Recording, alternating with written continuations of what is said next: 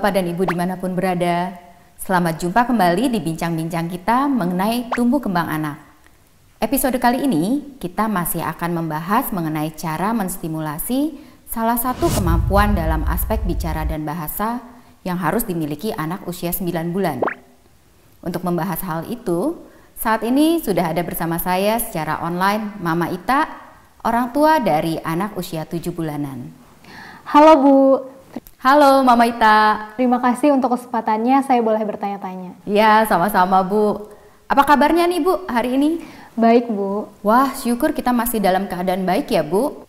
Oke, kali ini kita akan membahas cara memberikan stimulasi pada anak untuk mencapai salah satu tugas perkembangan yang harus dikuasai anak 9 bulan menurut KPSP, yaitu anak mampu menengok ke belakang saat orang lain diam-diam datang dan berdiri di belakangnya ketika anak bermain sendiri. Oh iya Bu, kalau boleh saya mau langsung bertanya. Oh boleh dong Bu, silahkan. Saya dari awal penasaran Bu, kenapa kemampuan ini penting dan sebenarnya kemampuan ini menunjukkan apa ya Bu? Ya, memang kemampuan ini agak unik ya Bu.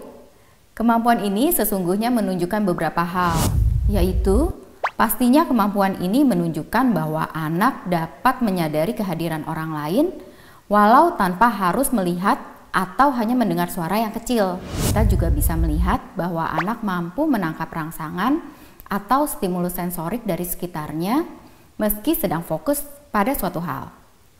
Dengan memperhatikan kemampuan ini, kita juga dapat melihat bahwa anak mampu mengalihkan fokus perhatiannya dari satu hal ke hal lain saat dibutuhkan. Hal-hal itulah yang membuat kemampuan ini menjadi penting untuk diperhatikan. Wah, banyak hal yang bisa kita lihat ya Bu dari satu kemampuan tersebut. Iya Bu, di sisi lain secara sederhana kita juga bisa melihat apakah anak kita cukup peka pada suara-suara yang kecil. Anak saya sekarang kan belum 9 bulan, tapi inginnya nanti di 9 bulan dia sudah bisa menunjukkan kemampuan ini Bu. Apa nanti dia akan bisa dengan sendirinya Bu? Secara umum pada anak yang tipikal atau tidak ada gangguan perkembangan, anak akan bisa mencapai kemampuan-kemampuan tugas perkembangan dengan sendirinya Bu. Namun optimal atau tidaknya akan tergantung dari stimulasi yang diberikan oleh lingkungan sekitarnya. Oleh karena itu ada baiknya anak diberikan stimulasi yang sesuai tugas perkembangannya. Oh seperti itu. Bagaimana cara memberikan stimulasi bagi anak seusia anak saya Bu? Supaya nanti bisa memiliki kemampuan ini. Salah satu hal yang bisa kita latih adalah dengan meningkatkan kepekaan anak terhadap rangsangan dari sekitarnya. Sehingga ia dapat lebih baik Bu dalam membedakan suara-suara atau rangsangan lainnya. Seperti kita bisa lihat dalam contoh video berikut ya.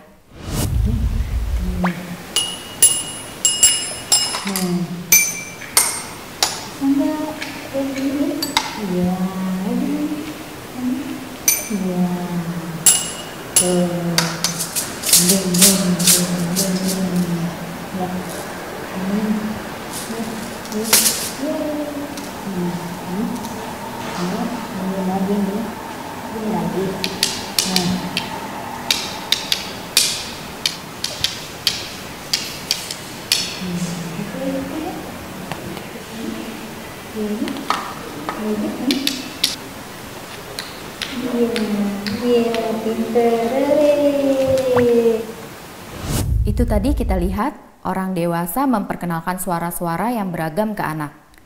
Karena setiap benda menghasilkan suara yang berbeda.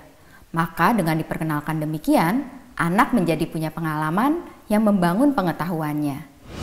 Selain suara yang beragam, tadi juga kita bisa lihat bahwa orang dewasa di sana memperkenalkan suara dengan volume yang berbeda-beda. Namun demikian, saat kita memberikan stimulasi, kita juga perlu melihat respon anak.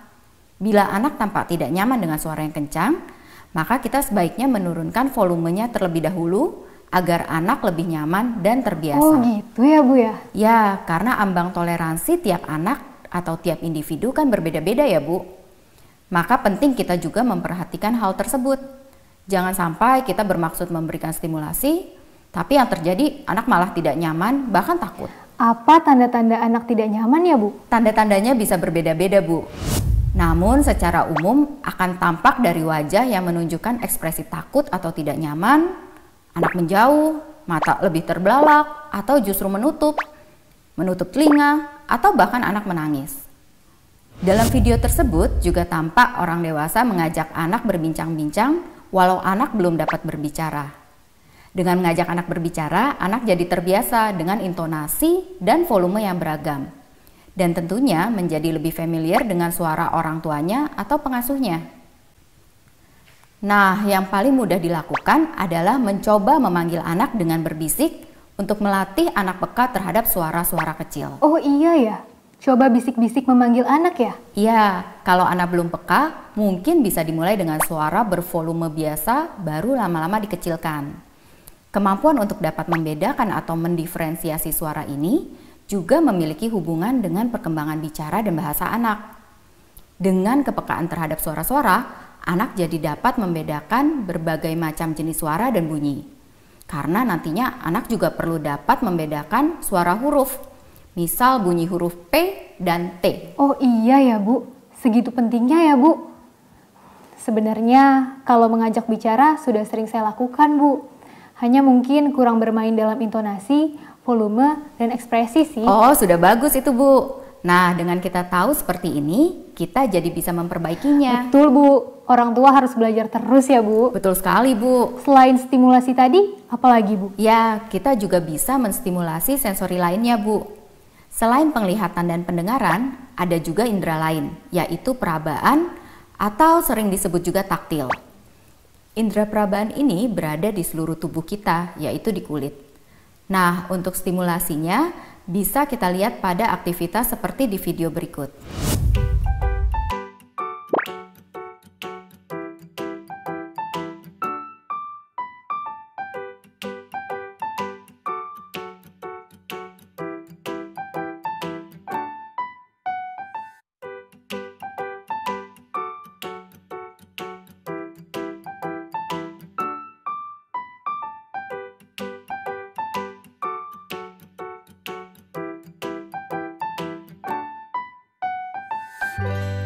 Nah, dari video yang baru saja, kita bisa lihat bahwa anak distimulasi dengan memainkan mainan-mainan dengan tekstur yang beragam.